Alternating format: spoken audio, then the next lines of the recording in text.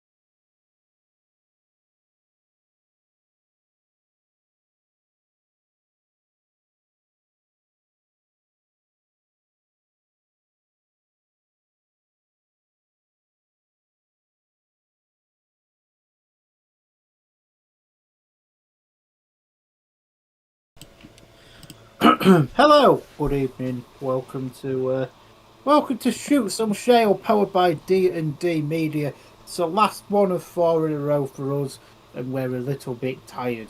I'm joined this evening, as always, by my good pal, Mr. Dill. How are we doing this evening? Yeah, not too bad, Mush. It is nice to be at the end of this little run that we're on, though. Does certainly make you appreciate people who have to do commentary multiple days in a row, because a little bit knackered after 4 in a row. A lot of Speedway watched over the last few days. You're not joking, Mush. You're not joking at all. We are covering Oxford versus Leicester, but there is another meeting going ahead this evening, up to north, about 50 miles from me, at Sheffield, where the Ipswich Witches provide visitors in, let's be honest, the most meaningless meeting of the season, and probably this one gets that as well in their criteria. For the Tigers, then, at number 1 is Jack Alder, number 2 Leon Flint, number 3 Chris Alder, number 4 still to be determined whether it's Nicholas Morris or rider replacement. Josh Pickering goes at number 5, Anders Rowe at 6, Jai Etheridge rides at number 7. And for the Witches, Chris Harris guessed at number 1 because Emil's had a dodgy bacon sandwich. Danny King rides at 2, Jason Doyle at 3, Dan Thompson 4, Tom Brennan at number 5, Adam Ellis rides at number 6, and Jason Edwards at number 7. How can you see that one going, sir? I don't really think either team will mind. Ipswich have got the final to come, and Sheffield will want to win to round out their season. And as we now know, their Premiership or future in general is up in the air. We don't quite know what's going to happen. I could see Sheffield winning and rounding out on a high. Ipswich aren't going to do anything silly, are they? There's nothing to play for. No, I think they're in the same scenario, obviously, as Leicester boys here. Just got to go through the motions this evening, innit? It just stops. Sheffield have had to put this on to avoid getting a fine, and I do understand that. Yeah, 100% Mush. And the two teams that we're watching, if you want to do Oxford and I'll do Leicestershire. So, for So, the Leicester Watling JCB Lions, I think they're called.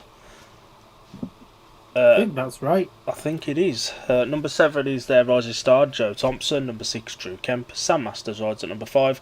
Carl Herf, who was inspired in their playoff semi-final push last week and Monday, rode really, really well. Rides at number 4. It's Ryan Douglas at 3, Luke Becker at number 2, and Max Frick, the skipper, goes out number 1. Palmer, have you got a lion to watch? Drew Kemp. I think he's been in absolutely outstanding form, especially in the latter part of the season. And, he was obviously pivotal in the 2 legs Leicester had against Sheffield in the semi-finals. And, certainly a key rider in the Lions team. You are right. I'm going to go for Max Frick. He's riding really well in general, but I think with the lack of a massive point scorer for Oxford, potentially Charles Wright, depending on how well he turns up, I suppose. And he's obviously got meetings with Redcar coming up, so he's not going to go out there and absolutely fly or anything. So I expect Max Frick to potentially go through the card unchallenged, to be honest. Jimmy's in the comments. Good evening, guys. Jimmy, what a boy. Evening, Jimmy. Hope we're doing well. I can't really disagree with you there, to be honest. Max Frick. You could even say the likes of Dougie and Sam. Yeah, Sam does do well. He obviously rides for Oxford in the Championship as well, don't he? So he should score himself a good few points tonight. And for the Oxford Spires then at number 1, it's not Richard Lawson as a guest. He's pulled out, and it's Ryan Guest's biggest rival, rider replacement. That was something this morning, weren't it? But it just. At number 2 is Victor Palavara. At number 3, Rowan Tungate. At number 4, he's not very magic, but Matej Janoski rides at 4. Charles Wright rides at 5. Peter Kilderman at number 6. And Luke Killeen at number 7. Have you got a man to watch, and why? I don't like to point out mistakes and typos, but who the bloody hell is Janowski? I couldn't really see because of the size of the text, and unfortunately, it's just one of them things that happens from time to time. And it's the last Oxford meeting anyway. Who's really that good? It's true. I'm going to go for Peter Kilderman. He's a very good rider, especially to have at reserve, and I fully expect him to do well tonight. There's nothing really riding on it for him. I think he will want to put himself in a shop window for a return to British Speedway next season. I think he's benefited, and to be fair, when we've seen him race, he seemed to have enjoyed it as well. After a bit of a difficult start, he's definitely come good now. I can't disagree with you, to be honest. I've gone for the man that I've made a spelling mistake on his name with. Janowski. Him, yeah. What a boy. Much like Peter Kilderman, I think he's enjoyed his return to British Speedway. And obviously with the news that Oxford aren't running 3 teams next year, we don't know how the leagues are going to work out, but he could be looking at putting himself in the shop window because that, on a 5.7 average, I think it is, it's just gone off the telly, and I can't be bothered to go and look. It'd probably be on a bargain average. He would, yeah, and obviously he's raced at Championship level as well. Sorry, no, we're talking about Kilderman here, aren't we? I don't know what Janowski's average is. I think he's going up. I'm sure he's going up. But with the law of averages and everything, I had a look at the Championship averages on my dinner hour. Scunny, we haven't ridden in a month. And they're going up. And we've still got no averages. Oh no, they're going down. Ah, well. They're going down faster than a lead balloon. I ain't having this. Drew Kemp's got his proper Kevies back for this one. Unless he sent him off to have something edited on him or something altered. But he's definitely got his 2025 Kevies back for this one. He wanted to pay the full utmost respect to the Oxford Spires in their farewell meeting. And this will be an interesting one. There's nothing riding on it. It's just to get done. But Oxford are going to want to go out with a win to wrap up their tenure of the Spires. Oh, 100%. Sorry, Penny. But yeah, it's not it's not ideal for the Spires, knowing that they don't know if they have a future. I mean, obviously they don't. But yeah, it should be an interesting meeting. And I do think, much like Ipswich at Sheffield later on tonight, they're not going. I don't want to say they're not going to try, but they're not going to put it all on the line. Hmm. Do you know what I mean? Yeah, for sure. Like there was more point in running the Harbour Masters meeting last night than there was of this meeting, and that was a pretty pointless meeting. Blue ribbon. Harbour Masters was won earlier in the season by Mr. Stark. Sorry, so I get them mixed up. The Harbour Masters is the most important championship in British Speedway. Last How night's could I one. get them mixed up? Last night's dirt man. Paul Stark didn't win it. He weren't too bad in it though. To be honest, he did solid enough. Oh, got 8. You're not a race winning that. He did, yeah. And it is just about staying safe for Leicester and a few extra laps. And I think it is fair that Leicester and Ipswich are both racing tonight, and then their playoff start in just over a week's time. But one of them's not going to be inactive longer than the other. They're both in action tonight, getting meetings that had to be rearranged done. We are testing a new mic on my side tonight, so hopefully my sound's even clearer. Carlisle's just sent Sam's bike for a burger. Sam's standing there waving. Carl's just going to leave and let it go. I didn't know bikes could have burgers. I'm not going to lie. But we are testing a new mic on my side, so hopefully it's a little bit clearer, a little bit louder. And this will be the one going forward because it's a lot less of a pain in the arse than the other one was. Basically, what he said. Peter Schreck having a chinwag with the DJ there.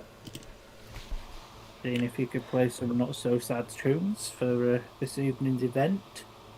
And Luke Killeen looked okay at points last night in the meeting at Poole, but did decide to bin it as well, and not ideal, that is it. It's not the best of ideas, is it? But no, it's just how it is, isn't it? And if you are watching, get in the comments. Give us your thoughts on the news coming from Sheffield. Your thoughts on the end of the Oxford Spires, the decision they made to do that. What's your thoughts on the decision that Oxford made to enter 3 teams? When they entered 3 teams, Rob Godfrey told me initially. I said some words that I'm not going to repeat on here because we're not quite at 9 o'clock, but they included some explicits. And basically, we thought it was a stupid idea. Fair play to him for trying, but it was never going to last long, was it? Let's be real. It was just to sort of make up the numbers. It was going through the point where British Speedway was struggling a little bit, so Oxford, having just came back, hoped to capitalise on their audience, and maybe for the first season the intrigue was there, but certainly this season the crowds have been considerably down, in my opinion, at Premiership and Championship level, to be honest.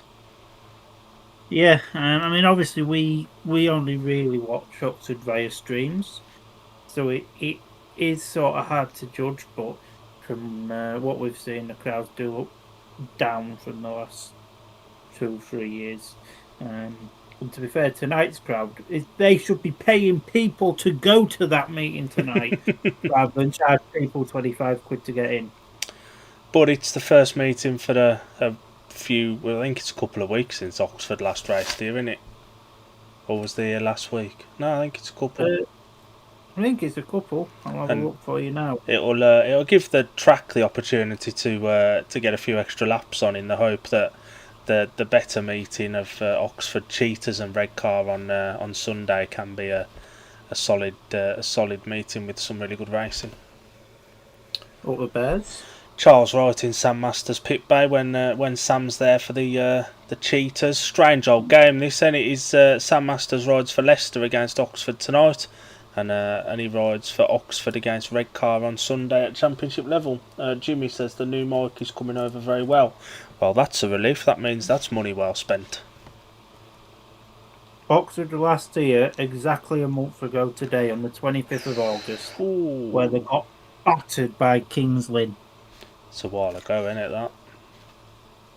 It feels a while ago. Not gonna lie to you, darling. Does, yeah. And Oxford, I don't think won the toss either. I think Leicester won their last ever Spires toss. Leicester ruining Oxford Speedway. Ruining the funeral of the Spires. How very dare they? Speedway update says no Richard Lawson tonight due to aggravating his injury. It reverts back to rider replacement for this instead. And the referee is Paul Carrington. And I can tell you, the rider replacement in heat number 1 will be Matsej Janowski. Any updates on gates or anything like that from Sheffield, Mush? So, are you ready? Okay. Ipswich have won the toss and they take gates 1 and 3. Mhm. Weather update from Sheffield is the temperature dropping so fast Squall's ears are colder than his shins. Crowd, not the biggest crowd he's seen, it seems a poor one so far. And Squall can confirm there is no rider replacement for Ryan Guest. If you know, you know. That was a definitely an encounter earlier between Mr. Rider replacement and Mr. Guest. Wasn't it just? It was funny though, and Craig Hurl won the day for his comment about that in our big group chat. What did he say? I can't remember. Have you not seen it? I probably have, but He got a lot of reactions on that, so everyone else thought it was funny as well. I'm going to go and have a browse. It was quite amusing. We got riders out for heat number 1. Did you see Ryan Anderson's reply to one of the messages? No. It's an edited WrestleMania triple threat graphic: rider replacement versus Bomber versus Ryan Guest. Tell me that these Leicester Kevies in these lights at Oxford don't look more like Leonin ones, the Swedish one. The yellow looks quite highlighted almost. They do. You have a very good point. Heat number 1, gate 1 in yellow, Luke Becker. Gate 2 in blue, Victor Palavara. Gate 3 in white, Max Frick. Gate 4 in red, the rider replacement, Matsej Janowski. The aggregate score for anyone that's interested, not that it matters, is Oxford 40, Leicester 50. Leonard, not good for Speedway. Sheffield up for sale. Just let's hopefully someone buy Sheffield. I think has done a very good job to have 3 teams. Oxford have done a very good job to have 3 teams. They have. They tried something new, didn't they? They tried something, but ultimately, I think everybody saw from the start it was going to prove to be financial suicide. Yeah. If the rumours that are going round are true, then yeah, it kind of has been. It has, yeah. And we'll talk a little bit more about Sheffield, because we've got a theory now. I've definitely brought into what you said last night as well, so there may be a little bit of a theory that someone may be coming in. Tapes rise anyway for heat number 1, and it's a brilliant start there for the inside gate from Luke Becker, and Max Frick there joining him around the outside there. And to be fair, Magic Janowski's just about got round his teammate Victor Palavara. So as we come round then into lap number 2, and the two Lions boys are in a comfortable 5-1, and Matsej Janowski and Victor Pavlova are just racing each other. And I have to refresh the stream now because it's gone into all black and white like the old TVs, the big fat TVs that you used to have. Has gone to as we come now into what I believe may be the last lap. I'm not too sure. It's still a Lions 5-1. Them two are practicing team riding. Anybody would think they've got a league final coming up. Matsej Janowski's nowhere to be seen, and it's going to be the Lions that take the spoils in heat number 1 if they stay like this for another lap, because I've just seen the yellow and black flag. Matsej Janowski's having a lap round the go-karting track instead. He thought, sod the Speedway, I'll try go-karting. But Max Frick sticking with the Speedway and taking the win there in heat number 1. Easy as you like for Leicester, weren't it? Magic made a bad start, and Victor Palavara didn't make a very good one either. Becker and Max got away, and that was about all she wrote. That's not what Oxford... And Oxford fans, I think, have been a little bit frustrated with Matsej Janowski, not through lack of effort, it's not worked, has it? No, and obviously, I don't want to be saying too much because it's not really my business. But I do know a Oxford Spires rider had said if it wasn't for his championship team propping him up with wages, he wouldn't be turning up for Oxford. And if these riders aren't getting the money that they're owed, what is the point in trying? Mm-hmm. Hit number 1 was won by the rider in white, Max Freak, second in yellow, Luke Becker, and third in blue, Victor Palavara. 1 point to Oxford, 5 to Leicester, and it's 1-5 on the night. I ain't going to keep an eye on the aggregate. Nobody really cares. There's nothing to ride for, is there? It's just a little bit of an opportunity for us to sit and talk about a bit of speedway for the lovely people on YouTube. Yeah. And have a bit of a chinwag about Magnums and Cornettos and all of that good stuff. Exactly. It's mad, isn't it? We're at the end of our 4-day run. You're off to Redcar tomorrow, then Leicester on Saturday. I'll get Friday and Saturday off any form of speedway stuff, and then we're back on it on Sunday from Oxford again, ironically. To be fair, you don't get off it on Friday night for speedway. I'm going to text you after every race that Ace has had. My phone will be on silent, don't you worry. Heat number 2, gate 1 in red, Peter Kilderman. Gate 2 in white, Drew Kemp. Gate 3 in blue, Luke Killeen. Gate 4 in yellow, Joseph Thompson. Yeah, my phone will be on silent. I'll just do Ace's graphic at some point around about 10 o'clock, probably, when I've finished watching Nightmare Before Christmas. Oh, don't mention Christmas. You dreaded having to buy gifts already. I'm already sick of the videos on TikTok that are there like, oh, new in B&M, ready for Christmas. New in Home Bargains, ready for Christmas. They're just trying to get you ready for Christmas, man. It's September, man. We haven't even had spooky season yet. How are we meant to get in the festive season if we haven't had spooky spider season? To be fair, I ain't even feeling that Christmassy yet, and you know I love Christmas. No, honestly, the best bit about Christmas is the dinner. As soon as you've had your dinner, that's it. Game's gone. Speaking as an experienced fatty, anyway, heat number 2, the tapes fly away. We go, and it's Peter Kilderman that gets that first. Luke Colleen's crashed again. Oh dear, and the Reds are straight on. To be fair, Joe was quite lucky to not come down there as well. Reds came on quickly. I'll be interested to see if Mr. Lucas is okay. I will be interested to see if he went on his own or not. Luke was definitely the cause of the crash. I won't lie, I weren't really watching. I was checking the sound, see how it sounded through the stream. Sounds alright actually. We almost sound like we know what we're talking about. I know, shocking. That's scary because we haven't got a bloody clue. They must have changed this rule that riders are allowed to go off track now. They've all gone back to the pits. I know there was a time while where you had to stay on track for a stoppage. Yeah, I'm not sure if that rule still applies if the rider's hurt and they need the ambulance or whatever. I'm not sure. Okay, yeah. And I don't know. Good promotion for Coca-Cola there from the DJ, isn't he? He's got that logo in perfectly. And Celtic Water.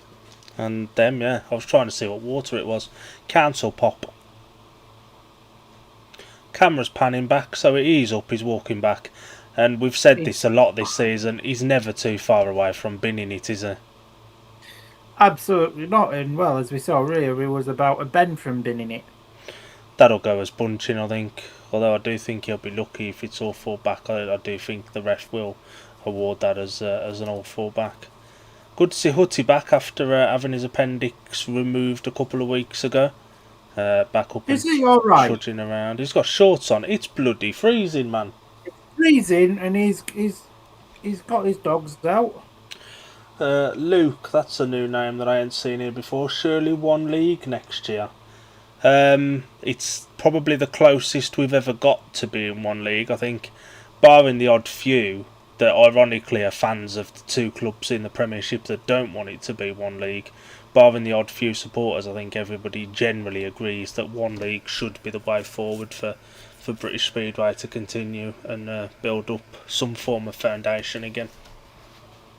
That's Kevin Yule Pedersen there in a black coat. Where am I looking? Just walking, the camera's just panned off, but on his back has got his race number in like an orange colour. When it pans back on, I'll point it back out to you. But yeah, going back to the discussion. To be honest, I've been hoping for one big league for quite a few years. I know it's very likely it's going to be of Championship standard teams, but imagine having world famous Bellevue Aces come to Scunny. I'm using Scunny as an example because I live like 10 minutes away from there. Ipswich at Scunny. These big boy clubs that we don't see every day. And the thing at the moment, you only get one home, one away. Your season, like you said about Scunny this year, they've had a poor season. The season was done by what, August?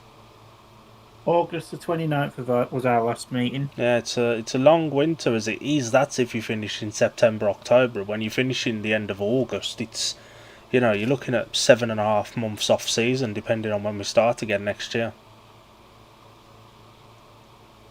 And for some clubs, it could be if they start again next year. It could be, yeah. But I do think if it's of Championship standard, a couple of years of that, build up a foundation. If the big boys miss a couple of years, then we're in a position where we can split it to 2 again. If they're committed to British Speedway, they'll come back and race when it's you know what I mean, when it changes back. Yeah, I can't disagree with that. Plymouth should be paying Joe for all the use he's getting out of these suits. Their season's been done longer than yours has. And their kevies are still being worn. Crazy, isn't it? Surely Joe would have had his kevies from last season. He started as Leicester's rising star last year, didn't he? I don't know, he may have sold them to buy money for bikes. I'd have been like, wait, can I borrow them back, please? He's done the majority of the season, and he's had a race, a pull-over top on the entire time. And yet Dan Jokes, who rode about 2 meetings for him, had a full-on race. So. It is all full back. I think Joe coming across from the outside probably makes it a bit easier, but Joe has no impact on Killian coming off. No, absolutely not. But the ref opted to use the option to him of all 4 back. That he did. And it is weird, isn't it? Because you're obviously riding for your team and stuff, and the Spires boys want the Spires to sort of go out on a win. You're also riding for yourself to put yourself in shop windows for teams for next season. Because all of these, barring Magic, Tungate and Max Frick and Luke Becker, are all riding at championship level. So they're all going to be looking to put themselves in the shop window. Same 4 riders, same 4 gates. 30 number 2. And a few of these riders obviously in big meetings tomorrow. Obviously, Victor Palavara at Glasgow. That's a trek, ain't it? They're all obviously up at Glasgow, and then you've got Sam, Charles, Killeen, all red car representing the Cheetahs and the Bears. It's a way to go from. Well, some of them have come from Glasgow down to Poole, then to here, and then back up to Glasgow for tomorrow. Busy boys. That's a lot of travelling. Track looks nice. Looks a little bit slick maybe, but it is going to be this time of year now, isn't it? Can't put much water on it. 100%. So Statmash walked away and tapes rise for heat number 2. We'll try again. Drew Kemp gets that first, and to be fair, Joe Thompson joins him. Now what can Peter Kilderman do as he barges himself up the inside there of Joe Thompson, and now Luke Killeen looking to do the same onto Joe Thompson, but Peter Kilderman now putting some pressure on Drew Kemp out in the front, but it's not quite worked out for the not so young Danish man, as Drew Kemp's extending his lead. He's pulling a little bit of a wheelie as he comes down the back straight, and it's a free situation as it stands at the moment. And to be honest, even though the gap's closed in between Drew and Peter, I can't see anything changing. If I'm quite honest here, Peter Goldman just lifts a bit coming out of bends 3 and 4 to in lap number 4, but there's no competition at all. Drew Kemp, he's gone out there. He's gone and done a Tapes to Fly. The podcast coming soon. Win. He has. Have you gone to the bathroom? You're very, very echoey. I have. There's a comment here which I think you're strongly going to disagree with, which I'll read out in a moment when you're back in your room. That can be our debate for the first track grade. Oh. But I do think you'll disagree with this. To be honest, I'll disagree with it as well. Heat number 2 was a win for the rider in white. Drew Kemp second in red, Peter Kildemand and third in blue. Luke Killeen, that's the points shared 3 apiece, and it's after 2 heats. Oxford 4, Leicester 8. Leicester gated on a 5-1 then though. Joe Thompson can gate like a demon, but it's after the first turn when he struggles a little bit, and that could be Leicester's undoing in the playoff finals against Ipswich, to be honest. Yeah, 100%. I can't disagree with that. To be honest, the thing with Joe, and I've got a lot of time for Joe. I think he's a really nice lad. So I don't mean this with any disrespect, but he's not hard enough. He's a bit safe, you know isn't he? He's a bit safe. Yeah, that's the better way of putting it. And talking of someone who has been going hard lately, Carl Howarth had a disappointing night at Glasgow on Tuesday when we watched, especially after how good he looked at Leicester on Monday. I was quite surprised he was as below par as he was. Heat number 3, gate number 1 in white celebrates his testimonial on Saturday at Leicester. Ryan Douglas, gate 2 in blue for his second ride of the meeting. Matt Sayanovsky. Gate 3 in yellow is Carl Howarth, and off the outside in red is Rowan Tungate. Another rider that's been up and down. When he's been up, he's been brilliant, but when he's been down or not paid, he's not been overly great, as he's just not bothered. Would never ever forget his performance. Was it Kings Lynn? Lynn. Yeah, when he did one race, the rest of them he retired out of or just couldn't be arsed. That's the one. Yeah, I'm sure we did a watch along to that, you know. I think we probably did, to be fair. Done a few of these this year, haven't we? Just a few. I wonder if we've caught up on last year's number. And a big weekend for Dougie coming up. You're obviously going down to the Hydro Scand Arena for Dougie's testimonial, 'cause we're sponsoring somebody in it, but we don't know who, because the rider we were initially sponsoring hasn't been named in the lineup for the restaging. Yeah. You watch, we'll go from Freddie Lindgren to Leon Flynn. Takes rights for heat number 3, and I think Dougie had a little bit of a nibble.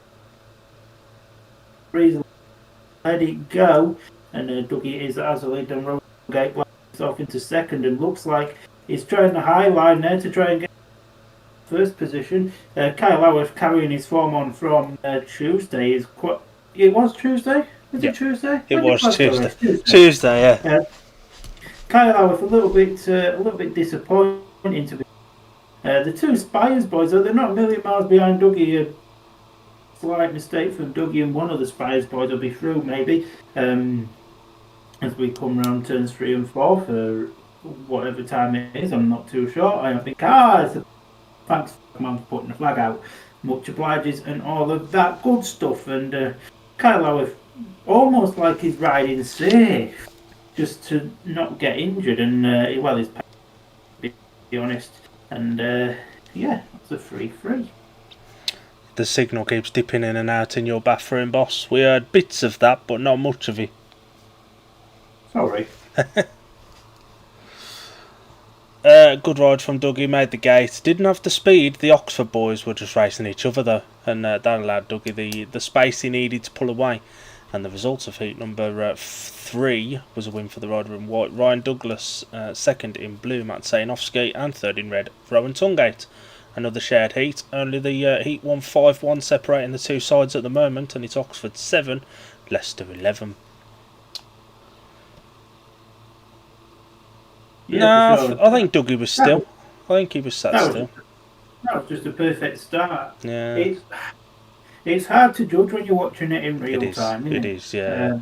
Which is why I'm glad referees now can watch replays and stuff to see whether they're right or wrong. Because if it's just left to you and you know, if you get it wrong, you know what I mean, people will judge. But if you can see the replay and go back, I mean, obviously, if you stop the race, you know, you've stopped it, but that could be the difference between a warning and not.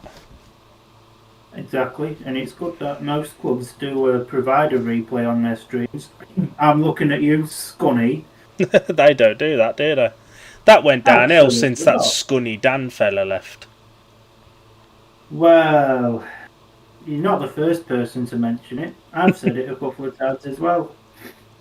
I wonder what he's doing with himself now, that Scunny Dan chap.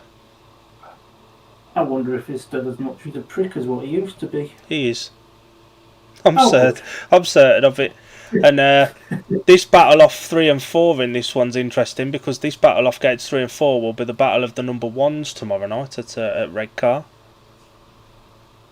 The only time I will ever consider giving Charles Wright a cheer. Hit number 4, gate 1 in yellow, Joe Thompson. Gate 2 in blue, Luke Killeen. Gate 3 in white, Sam Masters out for the first time tonight. And off the outside in red is Charles Wright, who's also out for the first time tonight. And it is the age-old narrative of Speedway now doubling up work. Sam Masters is riding for his Lions against as a visitor tonight, Oxford, and then Oxford on Sunday as a home rider. And Oxford tomorrow as an away rider at Redcar as well. It is a strange old game. British Speedway. Imagine that, somebody playing for Liverpool one day and then going to play for Everton the next. Yeah, you just couldn't write it, could you? Startmaster walks away. The Fat Controller's been sacked again. Tapes drives away we go. Joe Thompson's made a beautiful start there, and Sam Masters is almost there with him. And Righty now trying to give some challenge and look clean at the back, and Righty about to come round the outside here with Joe Thompson. Joe, that move perfectly. Going into the back of Charles Wright here, and it's the Lions boys on a stands, and now that's just fired Charles Wright up just to try and get himself anywhere closer to Joe Thompson. But Sam Masters proving why he is the king around Oxford. He's out there in front. He could go check himself out and get a doner kebab on the way up. He's that far ahead, and this is a very good ride here from Joe Thompson. If he could keep this up. We mentioned that after the first bend or two, he does start to ride a little bit conservative, and he's got one lap left to go then. And this is where Charles Wright just stormed underneath him there. Oh well, it lasted about 3.5 laps. Fair play, Joe. Well done, pal. But you're still a little bit crap. And it's going to be a 4-2 to the Lions. It looked oh so good for the Lions for 3 laps. Joe Thompson was slowing Charles Wright down, and that almost put him into being wiped out by Luke Killeen. Not intentional, just Joe was riding conservatively. Killeen got close, and then they had a little bit of contact. Sam was away and gone. Wrighty made that inside works past Joe on the last lap, and again he was just riding too defensively, weren't he? Yeah, 100%. High penny. Yeah, it's just how it is. Hit number 4 was a win for the rider in white, Sam Masters. Second in red, Charles Wright. And third in yellow, Joe Thompson. Leicester just extend that lead a touch with that 2 points to 4, and it's now 9 points to 15. And the difference with this meeting to the playoffs meetings is that Oxford can use a tactical substitute in this one because it's classed as a regular league fixture.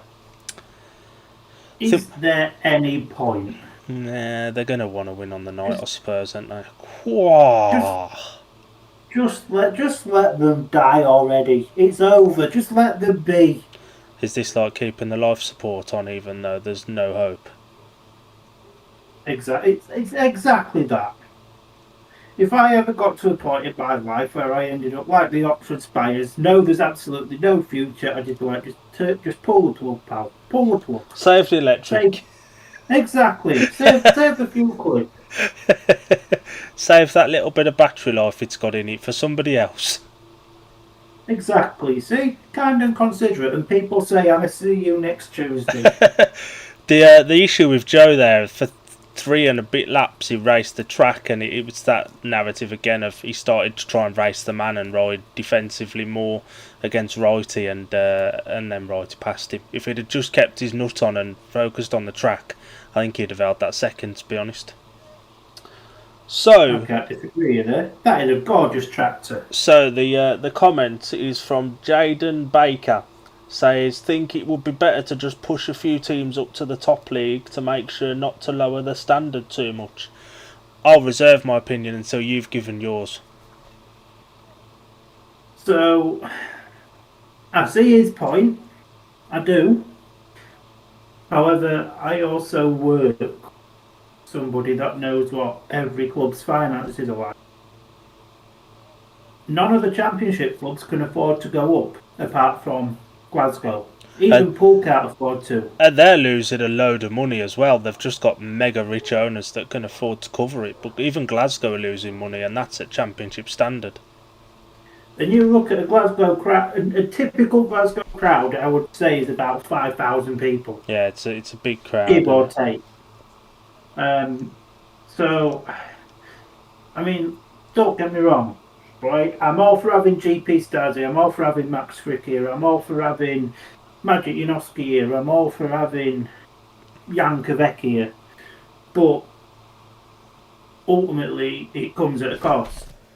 And British Speedway at the minute is on that life support that I've let the hospital plug out of me, so British Speedway for another couple of years. I'd personally, I mean, look, I would not be against one great big national development league. As I've said to many people, the best racing and the best meetings I've seen this year have been at national league standard. But obviously Championship standard would be it'd be ideal. I tend to agree with you. It's the narrative.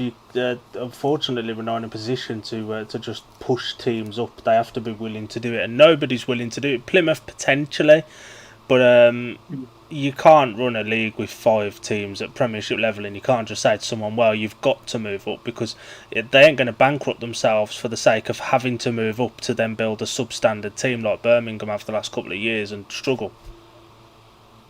Exactly, it's not a sustainable business venture,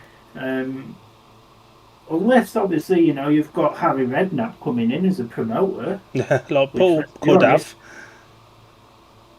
Which, let's be honest, as cool as that would be, probably ain't going to happen. Talking about, he's in the rumoured lineup for the I'm a Celebrity All Stars thingy in January. He is, yeah. Hopefully he'll wear a British Speedway t-shirt.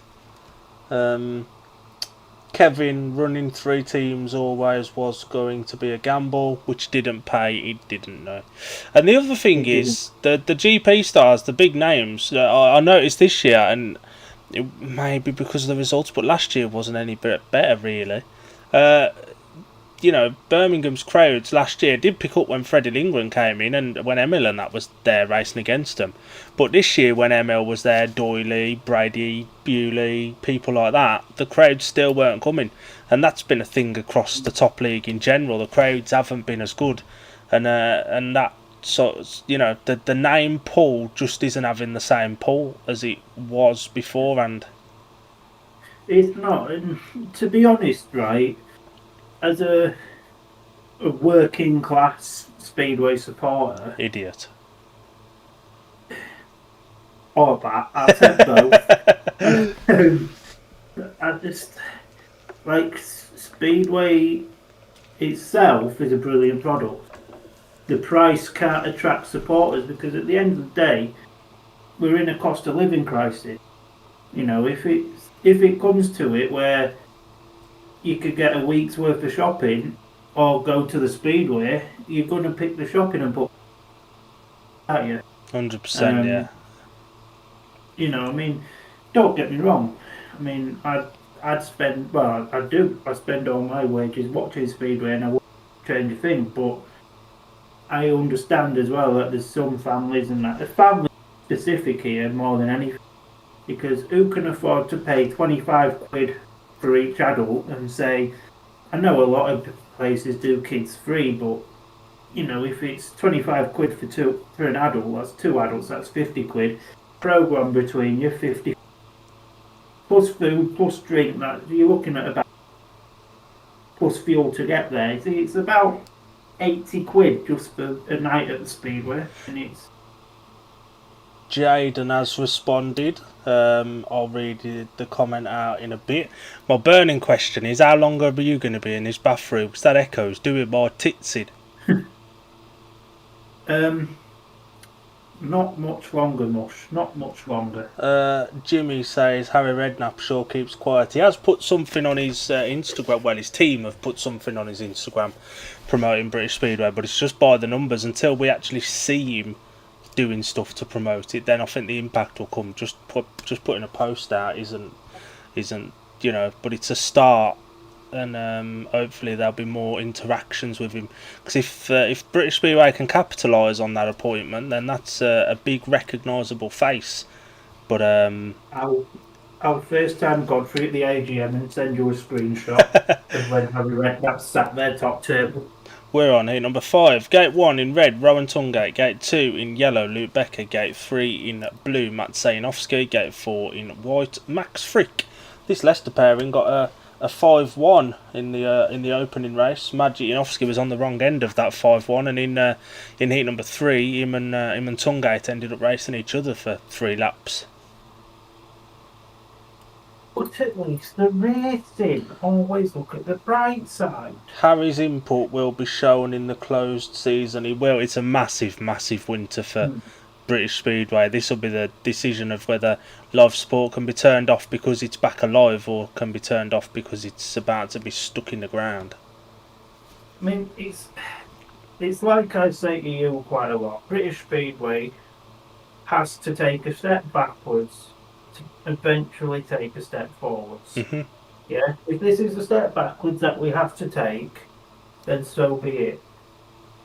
Anyway, heat number 5 here at Oxford. The takes fly up, away we go. And Maciej Janowski's got to that first, although Max Frick now blasted himself right around the outside there, and it's actually Rowan Tungate in second there. I do apologise. Maciej Janowski's battling Luke Becker for that 3rd place here, and it's a 3-all as it stands at the minute, and that's 6 points. Is it 6 points? Yeah, 6 points. Advantage still remains to the Leicester Lions as it stands, but Luke Becker's closing in here on Mike, and Becker just underneath the inside there. Imagine Janowski trying to go around the outside there. It's not quite worked out. The Leicester Lions, although Janowski now looking to come back around the outside there. Becker blocks it perfectly, and I'm not too sure what lap we're on. This is the best race of the night so far. Oh, last race. As Max Frick then, he's about to take the win. And it's going to be Tungate in second, Luke Becker in third, and that's going to be a 4-2 to the Leicester Lions. Good start from Max Frick. Tungate was there with him as well, but didn't quite send him wide enough. Max Frick just kept it screwed on. Definitely got a bee in his bonnet, I think. Been left out of the Australia Speedway Nations squad again, and I think he'll be annoyed by that. So he's got a bee in his bonnet, and so it's proven, and he rode a really good race there. The result of heat number 5 was a win for the rider in white, Max Frick, second in red, Rowan Tungate, and third in yellow, Luke Becker. 2 points to Oxford, 4 to Leicester, makes it 11 points to 19. And Maciej Janowski lifted off bend 4 on the second lap and gave Luke Becker all the room he needed to come through. But this is the issue as well with, Joe Thompson's hit and miss, Luke Becker's hit and miss. There's no consistency from him. No, the only slight difference is Luke's just coming back from quite a serious injury. Joe's just coming back from overusing his right hand. Yeah. Kevin says, we'll miss the white Kevlars next year. Thought they looked smart. I liked them as well, and I know that some grew on you. The pool ones mainly, weren't it? Yeah. But I do respect the fact Oxford tried something new. You hated these Kevys, didn't you? You said it looked like someone had drawn over them with a highlighter. Yeah, and I'll be honest with you, I stand by that. And then Kevin follows up with amalgamation. Here it comes. The rider replacement in red in heat number 6 is Peter Kilderman. Gate 1 in white, Sam Masters. Gate 2 in red, Peter Kilderman, the rider replacement. Gate 3 in yellow, Drew Kemp, impressive winner of heat number 2. And Gate 4 in blue, Victor Palavara, who, like Matt Sayanovsky, was on the wrong end of a 5-1 in the opener in his first ride of the night. That aggregate score for Leicester I'm going to bring up though, because it's 51 points to 69. Grow up! For God's sake, grow up! You're definitely grinning over there. Yeah, I can't lie. We are. For those of you that may be new to us, we are. We say that we are 20, 27, and 29 years of I was going to age. say, I'm 30 in 3 months. That's disgusting. Yeah, I'm mush 3 months today. It's Christmas Day as well. Let that one sink in for you. Expensive times. The way this British season's going, we'll still be running Speedway then. Boxing Day Bonanza. We're going to have the Championship League final, second leg, and then we'll have the Knockout Cup final, first leg. There's a bank holiday double header, Boxing Day. Let's go. So the tape's about to rise and fall. Heat number 6, the tapes fly away. We go. Sam Masters has made a beautiful start there. Peter Kilderman it is, by the way, that takes Drew shed a chain. Drew's shed a chain there, so the Oxford Spires has been gifted a 3-all advantage. And what the bloody hell Sam doing there? He can't do that, pal. As he just about retains his lead over Peter Kilderman, with Victor Pavlova still there in third place. Kilderman's trying absolutely everything, but ultimately there's no getting Sam Masters, who is literally the king of Oxford. Nobody rides this place better than Sam Masters. And this is proving to be so far still. As we go down the back straight and round turns 3 and 4, we've got 1 lap left to go then, and yeah, it's gonna be another 3-3. You know, like we haven't had enough of them already this meeting, and Sam Master is going to take the win with Peter Kilderman in second. Drew was unlucky there because he'd made a really good start. You can see the chain come off and it's left on the track until lap 3 when Peter Kilderman went over it and sent it flying into the air. A little bit dangerous, perhaps should have been stopped that with a chain on the track. Unlucky for Drew. Good ride from Sam after a little bit of a mistake, and hopefully whoever's copped that chain is okay, because it just went flying up in the air. You see it go flying off up in the air in Ben 1 on the third lap. Heat number 6 was won by the rider in white. Sam Masters second in red, Peter Kilderman and third in blue, Victor Palavar at 3 points apiece, and it's 14 points to 22. That it is. We will have an update from Sheffield in the next track grade as well. I'll tell you what, I'll refresh the page now. Yeah, you can see it come off there. Carry on, Mush. Apologies. So we've had 7 races at Alderton. Bloody hell. It's Sheffield 27, Ipswich 15. Ipswich can't be arsed, can they? And I don't blame them. I don't blame them. They're just riding quite conservatively.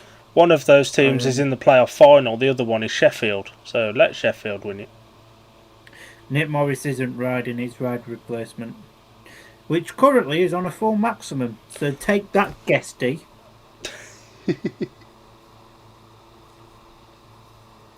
Carry on. In the battle of rider replacement versus Guest at Sheffield, rider replacement 6 points from 2 rides. The Guest 2 points from 2 rides. Bomber's only on 2. Yeah, 2 third places. It wouldn't be an end of season without Bomber in it, would it? He'd been unusually quiet with the end of Kings Lynn's season coming so early. We're on to number 7. Gate number 1 in red, Charles Wright. Gate 2 in white, Ryan Douglas. A reserve switch in gate number 3 in blue is Luke Killeen. And off the outside in yellow, Kyle Heworth.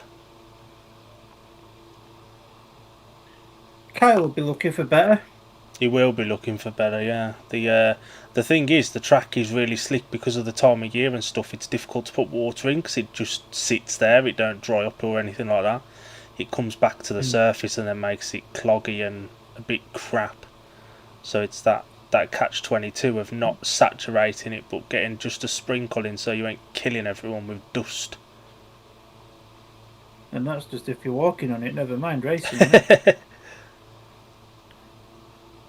So, heat number 7, Dark Marshall walked away and tapes fly away we go. Right, it's got to that first. Luke Colleen's got there in second. It's currently Spires 5-1, but what could Ryan Douglas do as we go down the back straight?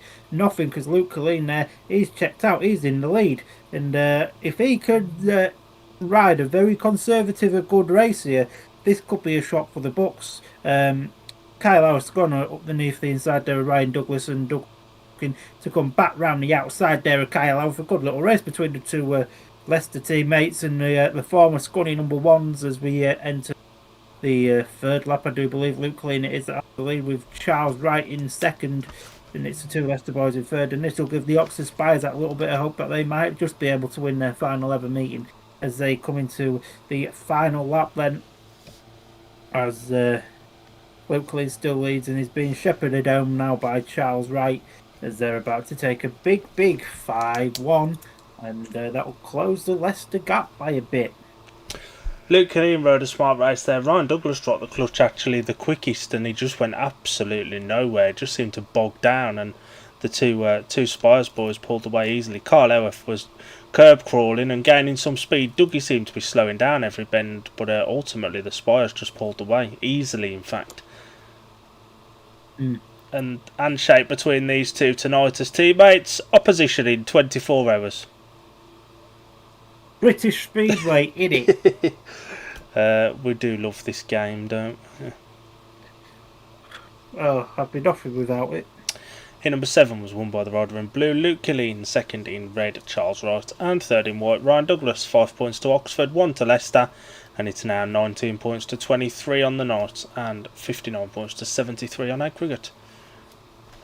And we're going to have another track grade. Big up the track grades. So, have you got anything that we can have a discussion on? You're very good at starting debates and discussions. What can we discuss? The future of Sheffield. Our theory of what's going to happen with Sheffield based off of not insider knowledge as such, but little grumblings. Yeah. So I've heard from a usually reliable source. There is an interested party in Sheffield Speedway, which would be AB Race Cruisers. I don't know if you've heard of them, but it's Scunthorpe legend Ashley Burks that owns that company, and he's looking at potentially purchasing the Tigers. Obviously been a Sheffield lad. It makes sense. So it'd be good to see Ash back involved in Speedway in some capacity. It would, yeah, and a lot of Sheffield fans have put 2 and 2 together and expect it to potentially be Nigel Tolley because he shared their post. I don't think that'll be the case at the moment, to be honest. I think there's probably a little bit more credibility to the Ashley Burks thing with the AB Race Cruisers. The other legend, Winnie, has now joined us, Palmer. What a boy! What are we having? Mint Magnums? Not quite. Late tonight, fellas. Just got back from work. McDonald's and a McFlurry on the table. Now, what have I missed? What have you missed? 7 races, pal. 7 races, but not a lot's really happened. Leicester are winning by 4 at the moment. And we've had a discussion about the future of British Speedway. And we've had a discussion about the future of British Speedway. Did I read out Jaden's comment? I didn't, did I? Don't think you did. 100% get what you're saying. Think I used the wrong words with push a team up. Think British Speedway should focus on helping 2 division teams so that they can make that jump. Yeah, that makes sense. That makes sense. Yeah, it does. I'll be honest, I think, like you said earlier, the foundation needs relaying. So for me, British Speedway needs to drop a little bit. Drop the standard, have a more competitive one big league, get a foundation, drop the price to, I don't know, 20 quid. 20 quid for the meeting and a couple of quid for a race card. Because let's be honest, who reads what's in programmes? I don't. Me when I'm on the bog. That's about it. So 20 quid for admission, a couple of quid for a programme. Because, you know, some Premiership clubs, Sheffield, 25 quid for a meeting, and most of them 24 quid for a meeting. It's just not priced right, is it, for families? No, it's not. You know, and if you want a family night out, I mean, you can go to the pictures and you can get all of you in for 15 quid. Or you can go on a Jet 2 holiday and save 50 quid per person for a family of 4. That's £200 off. Oh, you're going to like this one from Winnie. Luke Killeen, fallen yet or nearly fallen? Well. He fell off in Heat 2, but he's just won Heat 7. Swings and roundabouts, eh? Exactly. Winnie's just become like a proper legend from that comment in my book. Do you want to quickly run through the individual scorers so far? So quickly then, while they're on the screen for the Leicester Lions, Max Frick on 6, Luke Becker 3 in a bonus, Ryan Douglas 4, Kyle Howarth Nout, Sam Masters 6, Drew Kemp 3, Joe Thompson 1, Ryder replacement at number 1 because Richard Lawson hadn't been bothered to turn up, Victor Palavara 2 and 1, Ruan Tungate 3 and 1, Madseyanowski 2, Charles Wright 4 and a bonus, Peter Kilderman 4, Luke Killeen 4 and a bonus. What's happening at Sheffield? Anything else? I'll have a look, but probably not a lot.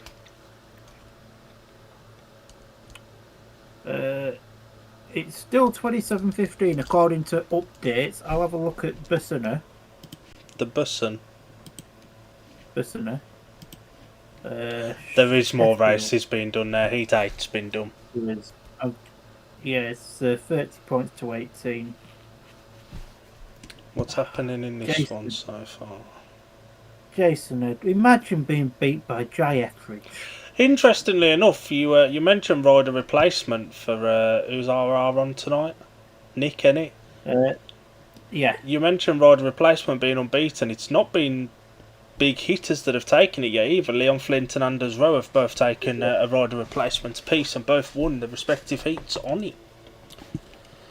Exactly. Rider replacement. Jack Alder's unbeaten. If Jack Alder had gone unbeaten from 2 rides against Leicester in the semi-final, Sheffield may well be in this final the week after next against Ipswich. Leon Flint dropping just the 4 points to an opponent so far from 4 rides on 7 paid 8 of a possible 12. Chris Alder's unbeaten on 4 and 2. Certainly wasn't that on Monday either, was he? No. And what's going on for Ipswich? Danny King backs up 2 last places with a win of Heat 8, which to be honest he should be winning. Dan Thompson's failed to score. I think he drops back to reserve for the playoff final. I'm going to check that. The averages will be on there now, won't they? Should be. So we'll check that. Well, the Championship ones were, so I hope the Premiership ones are. Hopefully there will be. Right, what happens here? Dan Thompson doesn't drop back to reserve. Yeah, he does. Yeah, he does. It's Dan Thompson and Jason Edwards, the 2 reserves for the playoffs. ML stays at number 1. Not a lot else changes through their team. What goes on with Leicester? I'll tell you what, another decent meeting from Kemp and a poor one from Kyle Howarth would have put Kyle Howarth at reserve for the playoffs. Imagine that as a reserve. That's mad. Drew Kemp 484 from October the 1st. Kyle Howarth 513. So there's not a lot in that. Not a lot at all, is there? There's been another race at Sheffield. Rider replacement, still unbeaten. Go on, Rowie. Adam Ellis, pal, you're crap. We got riders at Tapes Feet, number 8 at Oxford with 15 seconds to go. Gate number 1 in blue, Luke Killeen, impressive winner last time out. Gate 2 in yellow, Joe Thompson. Gate 3 in red is Victor Palavara, which is replaced by Peter Kilderman. And off the outside in white is Luke Becker. That it is. So, Startback walks away then for heat number 8. Takes rise. Away we go. Luke Collins got there first again, and Peter Kilderman blasted himself right round the outside there as well. Take up the first place position, and it's now the Spires currently on another 5-1 on at the minute, and this will give the Spires some believe. A little mistake there from Joe Thompson at the back, and Luke Becker's putting Killeen under some pressure now. Killeen goes wide, Becker to the inside. Becker looks the faster of the two, but Killeen still just about holds on to that first place Paul Stack. Peter Coleman's he's checked out away and he's gone. He can nip to Tesco's and get some burger buns or something to nibble on the way home. But yes, this is a very, very intelligent ride here from Luke Colleen. We've got one lap left to go. And Luke Becker's throwing absolutely everything at Luke Colleen here. It's the big battle of the Lukes. Joe Thompson may as well just pop into Swindon and see how they're getting on. But as they come round the final bends then for heat number 8, and it's the Spires that take the second consecutive 5-1. That heat 8 pairing for Leicester is really, really weak, isn't it? It's not very good, is it? For me, for the playoff, Stuart Dixon needs to move Kyle Eworth or Ryan Douglas to number 2 and put Luke Becker down there. You need somebody that's going to go out and win Heat 8s, not be beaten by essentially the opposition reserves. I can't disagree with that much, I'll be honest. Good ride from Peter Kildemand, and Luke Lee made a good gate, and for the first time since the open of the meeting when it was 0-0, we're level. Heat number 8 was won by the rider in red, Peter Kildemand, second in blue, Luke Killeen, and third in white, Luke Becker. 5-1 to Oxford, and it's now 24 points apiece on the night. All done from the start. It was really, wasn't it? But yeah, that was a brilliant first and second turn there from Peter Kildemand. And Luke Killeen just rode the best race I've ever seen in race, to be honest. Yeah, he rode really well there and held on well as well. Which gate do you think's doing the best so far? There is a clear outright winner at the moment on gates. Is it gate 3? It is gate 3. 4 wins off 3. 2 off gate 1 and 1 apiece off 2 and 4. It looks like the wind's picking up a little bit there. The tapes are all over at the shop. Big up the shop. Did you go and get snacks tonight? I didn't know. Payday tomorrow though, isn't it? So you can stock up on your way to Redcar. Well, I don't think I'm going to have time much. And I ain't buying train station snacks, not again. Sod that, yeah. Okay, then buy yourself a cheeky chips or burger and a bottle of Nuki Browns, innit? Oh, Nuki Browns or Hop the Bears, yeah. Something like that. We'll have some beers at Redcar tomorrow. Heat number 9, gate 1 in blue, Matt Sayanovsky. Gate 2 in white, unbeaten so far by an opponent, Sam Masters. Gate 3 in red, Rowan Tungate. Gate 4 in yellow, Drew Kemp, who unfortunately lost a chain in his last one when he'd trapped on a 5-1 with Masters. That it was, yeah. Oh. And Oxford have put a little resurgence in this. I don't blame them. But this pairing of Tungate and Yanovsky hasn't worked to this point. No, you're exactly right. Only happens a couple of times a year, so I'll take that. Yeah, exactly. You know the old saying, even a broken clock is right twice a day. You're not wrong. So, Startmaster walks away for heat number 9, sorry, the tape's right, away we go. Magic Yanovsky's got there first. The road Tungate's about to go round Sam Masters to put the Spires currently on another 5-1 as Sam Masters now comes round the outside here of Magic Yanovsky to make it a 4-2, which will still put the Spires in the lead on the night as Drew Kemp's at the back, and it doesn't really look like challenging in this one. I can hear Dill willing Magic Yanovsky on to get that second place just for the aggregate score. But it looks highly unlikely we're going to get that. What the bloody hell's Sam doing there? Nothing wrong, to be honest, looking at that as we enter the final lap now. And Drew Kemp's going into that Jet 2 holiday destination of no man's land. And he packs up at the rear of the field. Rowan Tungate takes a checkered flag there with Samuel in second. It looks like Leicester have just forgot how to gate, doesn't it? Which is ironic because their track's the biggest gating track in the country. I mean, what? This will, but I know they're not going to be going full beans, but the fact that they were so far ahead and now they're losing, this will be a concern for Stuart Dixon. It has to be. You'd have thought so. Heat number, what was that? 9, won by the rider in red, Rowan Tungate. Second in white, Sam Masters. And third in blue, Matt Satanovsky. For the first time tonight, Oxford take the lead with that 4-2. It's now 28 points to 26 and 68 points to 74 on aggregate. 5-1 to Leicester in this one, and we all get to go way again. Oh, grow up. But yeah, you're exactly right. But yeah, see what happens, eh? Anything else happening at Sheffield while we got a moment? Just give me a moment and I'll have a look. We've had heat 10. Jason Doyle's fallen.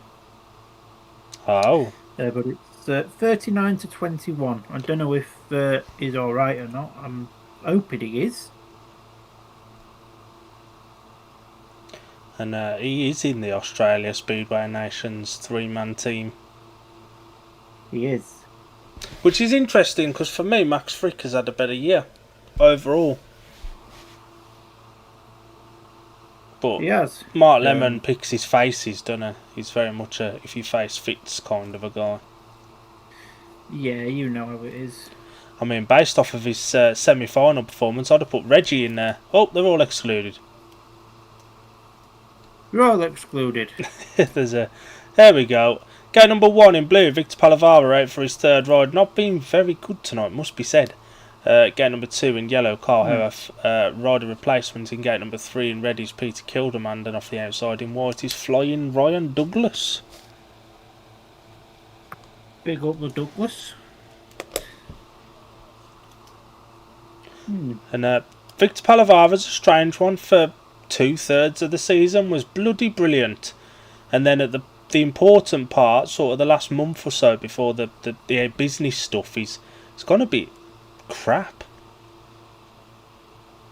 This is what you get when you've gone starting at reserve and then just moving straight to number 1 in the championship. Yeah. And obviously signed for Oxford, and I think he's done about 2 meetings because their meetings were almost done when he signed, and other commitments meant he missed one as well. But yeah, that signing hasn't really had any positives for him, has it? Not really much. And when you're coming into a team that's being battered everywhere as well. Carl Howarth moved. Yeah. Tapes have risen then for heat number 10, and as Mr. Dill says, Kyle moved there. And we're not going to get that 1-5, Dill. I'm sorry. But it's all Leicester's fault, as Peter Kilderman is absolutely flying there out in front. And to be fair, Victor Palavara is not a million miles away. Ryan Douglas, Kyle Howarth joined the party. They're almost 3 abreast as they go down the back straight. Ryan Douglas holds the second place, and Kyle Howarth there now produces a good ride to get himself into third as we enter the third lap, I think it is. And these two Leicester boys they're racing each other now, and it's keeping Palavara at the back here, but Peter Kilderman very, very impressive as it stands at the moment with 1 lap to go. And yeah, these boys they're racing each other, but they're staying safe at the same time without trying to sound stupid. As we finish heat number 10. Ryan Douglas gets second there. Carl Howarth gets his first points of the night as well. 3 races in. How does he look so different to Monday? He was brilliant on Monday. He was crap on Tuesday, and he's been crap tonight.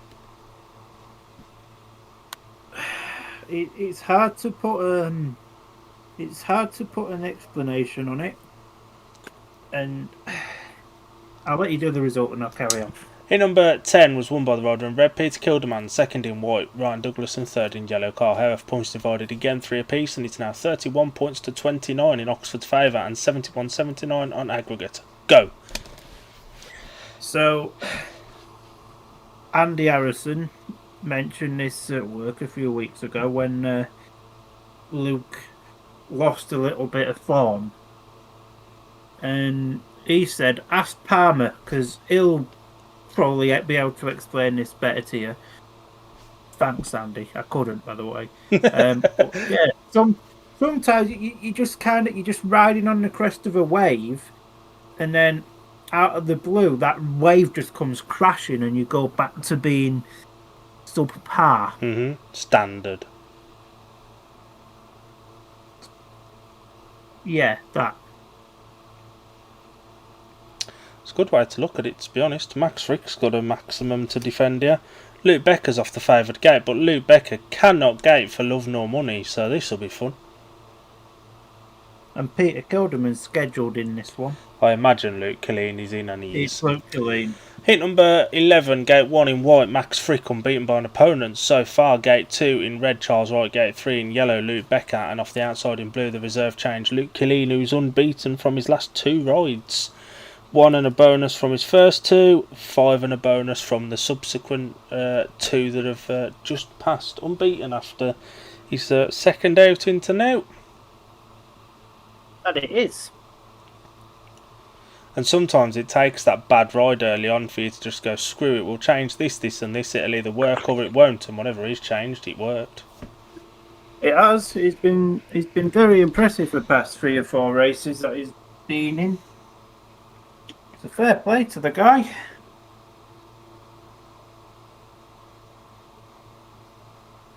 And eyes on Luke Becker here. He wouldn't have enjoyed being 5-1 in the easiest race of his night. Imagine getting 5-1 by both reserves. Especially when you're rumoured to be in the GPs next year. Takes right anyway for heat number 11. Luke Becker's got to that first of Max Frick's there with him. It's currently the Leicester boys on a 5-1. Luke Killeen looking to go right round the outside. Yeah, it's not quite worked out for him to go round. Can he get round Luke Becker? Not quite. So it's still the Lions on a 5-1. Why couldn't they have done this in the last race? God's sake, Leicester! as Max Frick easily defends his maximum in this one, and to be fair, Luke Becker almost is starting to look quite safe there in the. Luke Becker, he's so inconsistent. I can't really put my finger on what's happening here. As we get finale lap then of heat number 11, and the Leicester Lions are going to reclaim that lead, and they're going to lead this meeting in about 5 seconds by 2 points.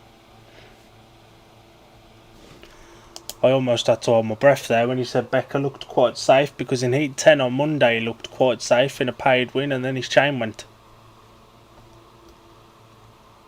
Sometimes this is the risk you have to take. You're back in that bloody bathroom, ain't you?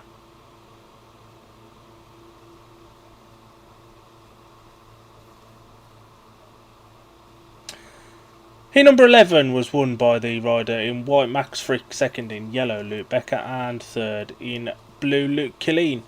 1 point to Oxford, 5 to Leicester, and it's now 32 points to 34. Leicester retake the narrowest of leads. Hi. We're going at a lovely pace. Anybody think Rob Godfrey running the show? Got a point. I thought Killeen was going to do them all there, to be honest. So did I can't lie. Yeah, he just rode a sensible-ish line, but it just ultimately didn't work out for the geezer. Winnie, is the Luke Becker Grand Prix rumour to do with a sponsorship link-up? Not heard anything about it. It depends who you listen to, but there was the rumoured 3 wild cards that are gaining a little bit of traction now does include Luke Becker. Yeah, it does. And Max Frick, ironically enough, as well. Yeah, it is. It'd be good to see a new face in the GPs, but ultimately, Luke Becker isn't GP standard yet. No, he's not. But also, there's going to be a crossover point where he either needs to step up or get stepped on. He should be at GP standard, but I don't think he is. But he ain't got much longer left to get to GP standard. I mean, he's about my age, isn't he? Don't know. At least you're honest. Should we have a quick look at what's going on at Leicester, and then we'll take a quick 5 minutes while these have their interval. At Sheffield, even. Leicester, Sheffield, both in the Midlands, aren't they? Yeah, one's in the East Midlands, and the other is Sheffield. Well, got a point. Bissada. We've had heat number 11. It's 42 points to 24. Something tells me Sheffield's already won this. Pretty much. Pretty much. Shall we take a quick breather? Let's take 5 minutes.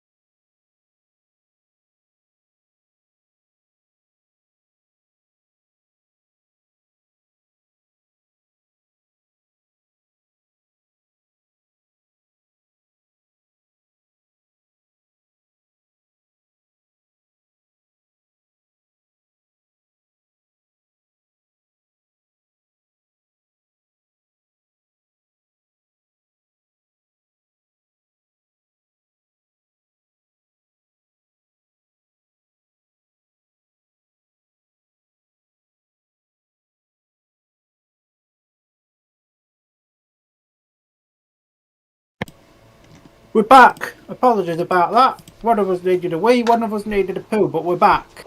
And it's 32-34, Mr. Dill. It is. It's been an interesting meeting. The lead swinging 2 and 4th. Not been the best of racing, it's got to be said. Got a point. Jimmy's commented, seems like the rumour could be true. Think a GP round could be coming to the US. That would make a lot of sense. That would probably explain why they're looking at building another track at that Bakersfield. You know, that's really... what. Yeah. That's what them stupid posts were. Maybe we'll have a national stadium. Maybe we'll have Monmouth Green. Maybe we'll have X, Y, and Z. Maybe we'll have Exeter. Maybe we'll have a replica of Plymouth. So they've already got that much. True, all American tracks are small, aren't they? The track is already a shithole. They're just making an even bigger one. It's true. But again, it's sort of the reason why a couple of the boys were in this year's series, because of their nationality. Does Becca deserve to be in there? No.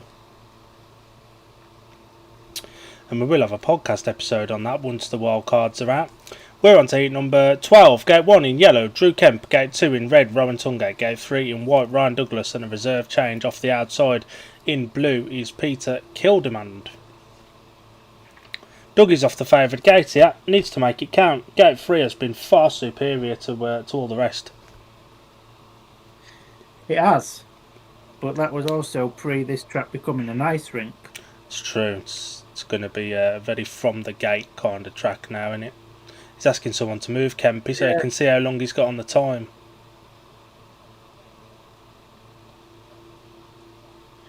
Yeah, you've got plenty of time, Drew, but...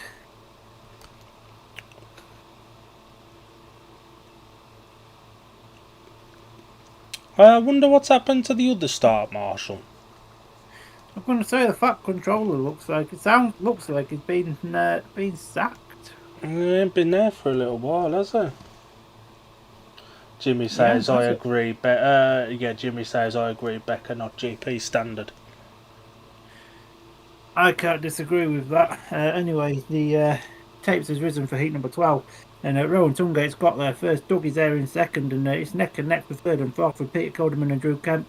Peter Coderman wanting to do a big blast round the outside. Dougie says, "You're not coming round me, pal." And these two forward Scuddy teammates try to team ride Peter Coderman out of it.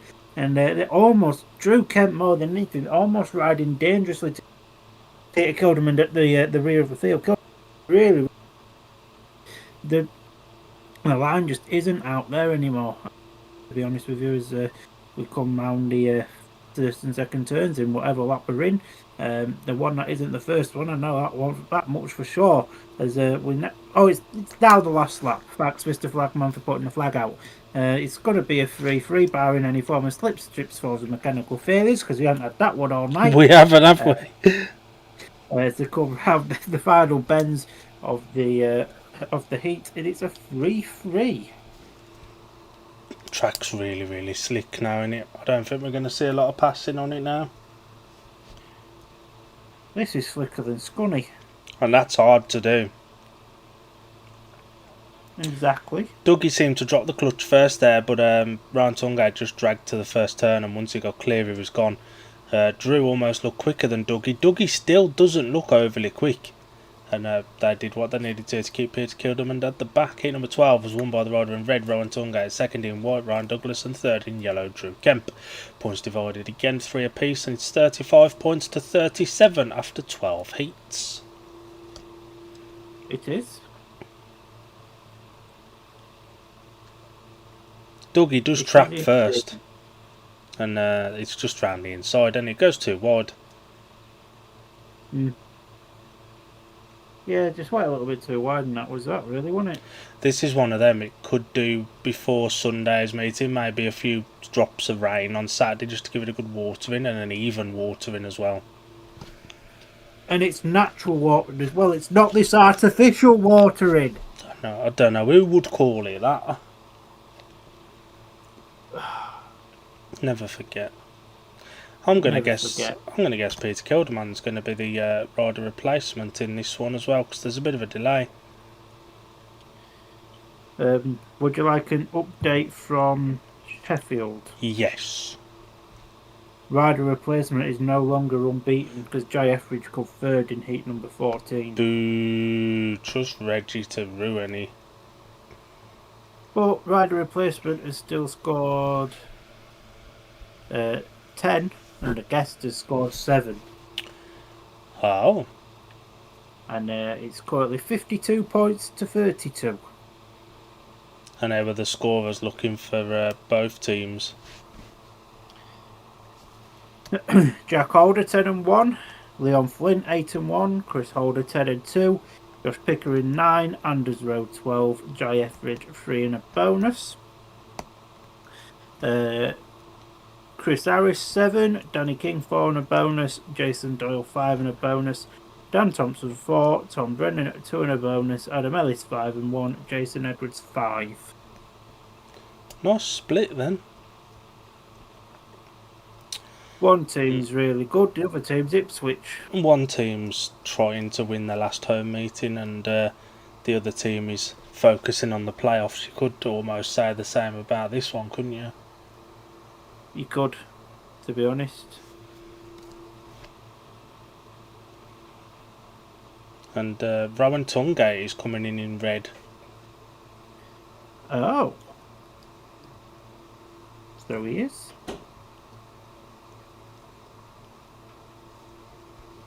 Rowan Tungate will be the rider replacement, partnering Charles Wright against Max Frick and Sam Masters. Max Frick's got that maximum to defend still. What gate's he off in this one, do we know?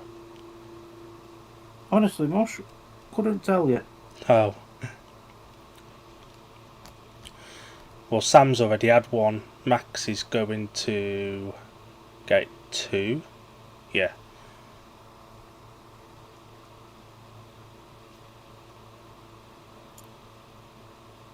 Gate 2 won the last one. Charles Wright's now off the favoured gate. That he is. Yeah. Interesting to see how this one pans out. Yeah. Should I just carry on? Should I write the 3 in for Max now, or? I think there's more chance of it being a 3-all than Max winning. So the lineup of heat number 13, gate 1 in red, rider replacement is Rowan Tungate. Gate 2 in white, Max Frick. Gate 3 in blue, Charles Wright. Gate 4 in yellow, Sam Masters. Just the one drop point between this pairing for Leicester. Charles Wright not quite been at the races tonight, but does find himself off the favoured gate now, and he can trap when he's feeling it. So if he can make a start, he's decent enough to hold that lead out in front. And this is vital track time for him ahead of Sunday as well, when Redcar are here. 100%. And the track will probably be in a better condition then, because it's a 5 o'clock start. Yeah, it's a bit earlier in it, and we will be doing a watch along to that as long as the travel for Palmer back from Leicester on Saturday and or Sunday, whichever day comes back, depending on how the meeting goes. We'll hopefully have a watch along to that. Hopefully. I'd like to think I'll be coming back Sunday. I will inform you in due course. So, the not so fat controller walks away then for 8:13. The tapes fly away. We go. It's Rowan Tungate that's got there first, and right, he's joined in round the outside. The Spires on a 5-1 here. Masters looking to come up the inside, and Frick now trying to go Billy Big Bollocks round the outside. It's not quite going to work. Has Frick just about got round right? Not quite. Now it's that's left a gap for Sam Masters. Masters said, "I can't take that, pal." And so Max Frick's going to try that gap now, and he's just about got underneath Charles Wright here, and now Wright, he blasted himself back round the outside. This is a decent race. Just for saying we thought this was going to be a bit crap. Spires on a 5-1, and they will retake the lead on the night, not on aggregate, as we enter the final lap now then. And Rowan Tungate, I hate to say it because he's a bit of a knob, been very impressive in his last 3 rides, and him and Charles Wright are going to end. The maximum of Max Frick in that one. Yeah, Charles Wright had a bit of a nibble at the start, got away with it, but he did double clutch it. Max Frick had speed but couldn't get around. There's just no passing line. There's nothing. It is so bare. It's bloody awful. See more dirt in my underpants than what's on this track at the minute. Had more dirt in your shoes after a meeting at Scunner. Exactly, and we don't have dirt. The result of heat number 13 was a win for the rider in red, Rowan Tungate, second in blue, Charles Wright, and third in white, Max Frick. 5 to Oxford, 1 to Leicester, 40 points to 38, the progressive scores. I must admit, I fear for Leicester in this heat 14 as well. So Carl Ellis got 1 in a bonus, and Drew Kemp's on 4 and 1. Matt Sayanovsky's only on 3, he's been crap, but he did win heat 14 the other night at Leicester. And Luke Killeen or Peter Kilderman, whichever reserve goes in, he's going really well. Charles Wright definitely moved and he gained an advantage from it as well. I think it's one of them. Paul Kazza just wants to get the meeting done now, doesn't he? Winnie, Toffee Crisp McFlurry, highly recommended, FYI. Beautiful they are, beautiful. Ooh. Did you try the Jaffa Cakes one while that was out? I did. Bloody lovely that as well. Oh, where was I? think we was on the way back from Berwick, and I tried it. Oh, yeah. It was very nice. I had a couple of them in Yarmouth. I think I had about 3 or 4 of them in Great Yarmouth, actually. Bloody lovely things. It will be Peter Kilderman that's in blue in this one. I don't know if he's programmed or not, but that's who it is. Peter's programmed in this one. Yeah, he keeps his spot. More interestingly, I think Magic keeps his spot. I'd have maybe been tempted to put Killeen in this. I could understand why. Maybe this will be Magic's last ever ride as an Oxford Spire.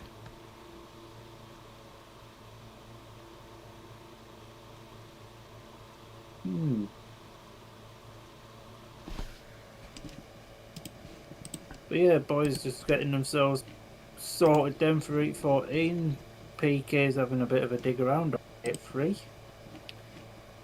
I think that's gate 3 anyway. Drew Kemp replaces Joe Thompson in yellow, by the way. I think even Gary Glitter saw that one coming, didn't he? You have a point. Heat number 14, gate 1 in white, Carl Howarth. Been really disappointing tonight, there's no other way to say it. Gate 2 in blue, Peter Kilderman. Gate 3 in yellow, the reserve change. Drew Kemp comes in to replace Joe Thompson. And gate 4 in red, Matt Sayanovsky, who's also been very disappointing tonight. Not been great, has he? He hasn't. But, yeah, a penultimate race then in the Oxford Spires history, and then they're gone forever. Maybe. Who knows? Who knows? Although this run's not going to be one that's fondly remembered by anybody, is it? Let's be honest. It probably isn't even going to be remembered. People are going to look back at our channel in years to come when we've got 9,000 million subscribers. You're going to say, what the bloody hell is Oxford Spires? Playlist rides for heat 14, and it's Peter Coderman that gets Kyle Howarth and dives underneath, and Drew Kemp joins him there out in front. And it's going to be a big last heat decider that if things stay like this. Peter, pal, if you go any wider, you're going to end up Swindon. As he goes round the outside now, see if he can get round the outside of Kyle Howarth. Drew Kemp's got the lead, and Coderman's done Kyle Howarth. Now he's got one out of his sights, and he's on to the next. As Drew Kemp now is starting to have been put under some pressure from his Berwick Bandits teammate. Kyle Howarth's not a million miles off Coderman either. And if things stand like this, it's got to be all square going into heat number 15, as we have one lot left to go. Then I don't think Peter's got enough in the tank now to catch up, to catch Drew, to be honest. If anything, he's got to be very careful that Kyle don't catch him up on the run to the start line, and he doesn't. So I think it's all square. It is, yeah. That sums up Matt Sayanovsky's time as a Spire, don't it? Because he was god awful again in that one. He's broke down. He ain't even finished his last race here. That'd be an 8:15. We know what Shrek is like. He'll probably try and put Sam Masters in 8:15 with old Shrekker. And it was essentially a Berwick 5-1 over Glasgow and Poole there, because Magic has ties to the Pirates. Heat number 14 was a win for the rider in yellow. Drew Kemp second in blue. Peter Kildemand third in white. Carl Howarth 2 points to Oxford, 4 to Leicester, as Palmer's maths does stand him correct. It's 42 points apiece and we have a last heat decider. Imagine if we end up having a bloody super heat.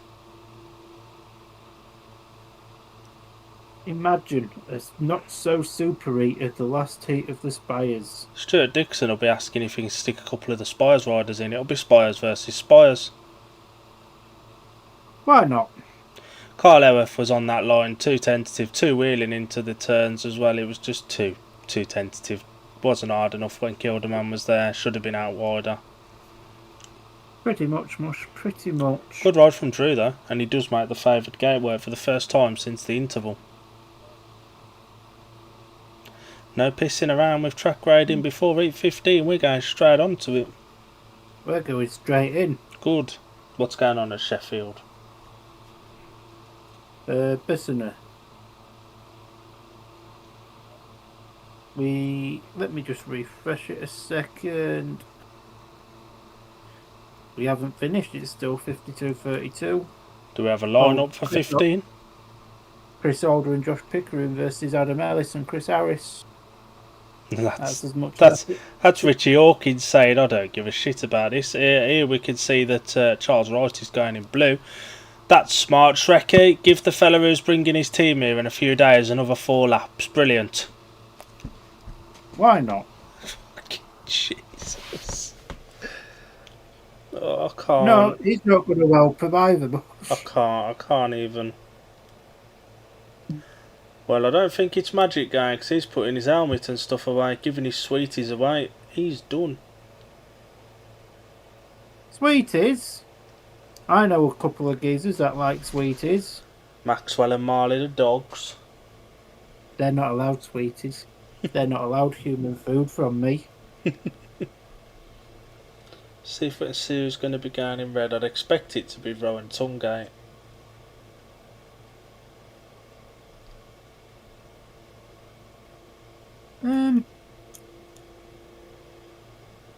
Is that Rowan Tungate sat down there? It looks like he's going a bit short on top. Almost got a bit of a bald patch. I think that's Sam Masters in yellow.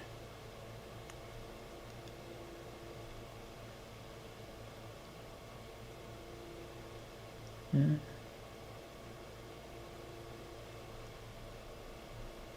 Somebody's packed up and gone already.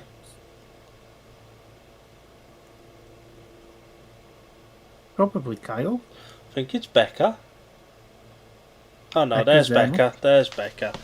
Drew's like stuck down on his own at the far end, and it looks like there's a pit bay next to him. Max Frick is in white, and it's Ryan Douglas in yellow.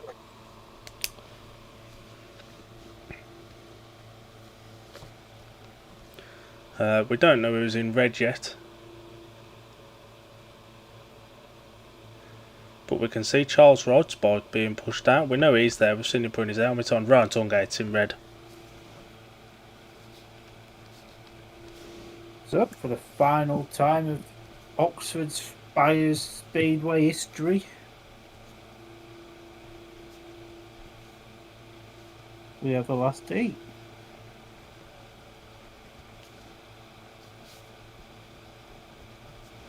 We do. The end of our run is 9 wash. We're nearly there. We're nearly there. It's hard watching 4 speedway meetings back to back to back to back. And we get 2 days off from commentating and then back on Sunday. That'll be fun though. We've got a vested interest in that one though, so we will be cheering Ace Piper on and we'll be doing it unapologetically as well. That reminds me, I'll do his graphic after this. I need to do his result one as well, much don't worry. So line up off heat number 15 then. Oxford get choice and have chosen gates 1 and 3. Gate 1 in red, Rowan Tungate. Gate 2 in white, Max Frick won't have taken lightly to being beaten by this pairing in heat 13. Gate 3 in blue, Charles Wright, the favoured. Gate number 3 and gate 4 in yellow, Ryan Douglas has been gating okay, but hasn't looked the quickest on track, but has somehow bagged 8 points, not 18. 8 points from this. He wishes it was 18 points. Imagine the payday. You mean to tell me Leicester pay on time? I ain't having that. If we get 3-3 here, there's bound to be a Super 8, ain't there? It finished 57-33 at Sheffield. All the Sheffield fans will be saying, what if the blah blah blah, but to Ipswich just weren't trying, were they? It was a meeting that had to be done, but they were never going to go out there and risk everything for it. Adam Ellis beat Chris Harris in 8:15. Was it a 5-1 though? Yeah. Shock. That means Noddy goes unbeaten. Couldn't score in a brothel the other night at Leicester. Goes unbeaten tonight. So the tapes fly for the final time at the Spires, potentially, as Max Frick gets there first. It's Rowan Tungate in second, and Douglas looking to come underneath Tungate now, but Charles Wright blasts around the outside here. We could well be on for a Super 8, folks. As it's currently the Lions on a 4-2, it would mean Rowan Tungate would have to get round Ryan Douglas somehow, and he looks like he is trying to get round him. But Max Frick's is out in front, checked that way, and Doug is now starting to put Righty under a little bit of pressure. Quite far back at the rear of the field now. We're not going to have a Super 8. Sorry for getting your hopes up, folks. And the Oxford Spires are going to go out and die on a whimper as we enter the final lap then of Oxford Spires Speedway history. And Wright is riding the right line to keep Dougie behind him, but Max had already checked out and had gone. Dougie, Wright, he just gets second there. Good race that. Max had a nibble at the start, but it was no different to what Wrighty did in 13, and ref again let it go. Was consistent. Handshakes between Wrighty and Max Frick. Dougie's coming round. Handshakes between Wrighty and Dougie as well. Rowan Tungate was disappointing then. The line was all around the inside, and Max did what he needed to do to get over Tungate and essentially end his race there. Tungate does come round on a lap of honour, and hopefully there's going to be handshakes there as well. He does acknowledge the Leicester boys, Tungate. And the result of E15 was a win for the rider in white, Max Frick, second in blue, Charles Wright, and third in yellow, Ryan Douglas. Oxford 2, Leicester 4, and the final score of the Spires time at Premiership level is Oxford 44, Leicester 46, and it's 84-96 on aggregate. It is, so it is. And yeah, Max just he had that one from the gate, didn't he?